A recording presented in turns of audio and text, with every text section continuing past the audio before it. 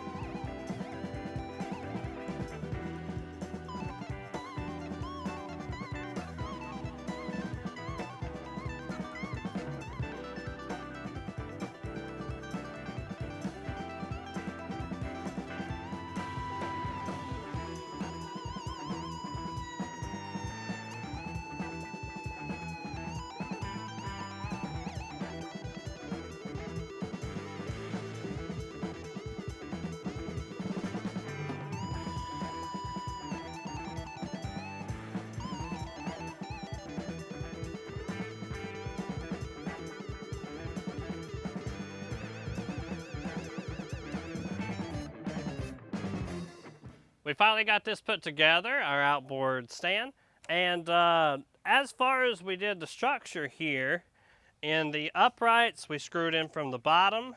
We did butt them up against these two 2x6s on the bottom and screwed in from the sides as well. We did add the angle support, which is screwed in on this side and also screwed in on the back side with our 2x4 that'll allow it to be so it doesn't go back and forth. So this thing is going to be pretty strong, and we should be able to fit 4 engines on here, and we're going to show you that. As you can see, I've got the motors hung here. It is meant for 4 motors, but I didn't feel like lugging out the 18 horsepower to throw on here. For our part 2 on this outboard motor stand, We are going to paint it and lift it up and put casters on it. That way we can roll it through the garage and take it with us if we want to. We also plan to put a shelf on the back. That way we can put our fuel tanks on here and possibly even more accessories. We'll just see how it goes when we get there.